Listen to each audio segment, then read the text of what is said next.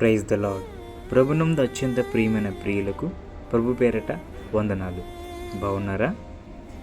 ఈరోజు దేవుడు మనకిస్తున్న వాగ్దానము, మనము గ్రహింపలేని గొప్ప కార్యములను ఆయన చేయును. యోబు గ్రంథము 37వ అధ్యాయము 5వ వచనం. మన దేవుడట మనం గ్రహింపలేని గొప్ప కార్యాలు మన నిజ జీవితంలో ఆయన చేస్తాను అంటున్నాడు.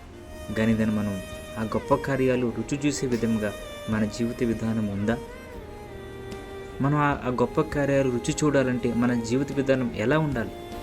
మొట్టమొదటికి మనం యథార్థంగా జీవించాలి, నీతిగా జీవించాలి, ఆయన ఆశించినట్టుగా మనం జీవించాలి, ఆయన ఆజ్ఞలను పాటించే విధంగా మనం జీవించాలి. అప్పుడు మాత్రమే కదా ఆయన మన జీవితంలో గొప్ప కార్యాలు చేస్తాడు.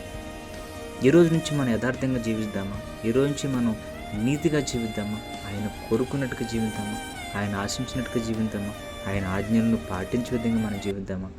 ఎవరైతే ఈరోజు ఆయన ఆజ్ఞలు పాటిస్తానని, ఆయనకు నచ్చినట్టుగా జీవిస్తానని, ఆయన ఆజ్ఞలను పాటిస్తానని ఎవరైతే తీర్మానం తీసుకుంటున్నారో వారి ప్రార్థనలు ఏకీపిస్తారా? పరిశుద్ధుడా, ప్రేమల తండ్రి, నీ కొందనాలు స్తోత్రాలు చెల్లిస్తున్నాను స్వామి.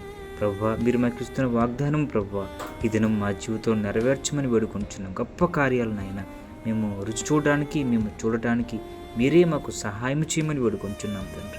ప్రభువా, ముఖ్యంగా ఈ దినమంతయు ప్రభు నీ కాపుదల భద్రత మాపైన మెండిగా ఉంచమని వేడుకుంటున్నాం. ఎవరైతే ప్రార్థనలు ఏకీపిస్తున్నారో వారితో మీరు మాట్లాడమని, ఈ యొక్క వాగ్దానం ద్వారా వారిని ధైర్యపరచమని వేడుకుంటున్నాం. అలాగే ప్రభువా, ముందున్న సమయం అంతా నీకే చెల్లించుకుంటూ యేసు నామములో అడిగి వేడుకుంటున్నాం తండ్రి.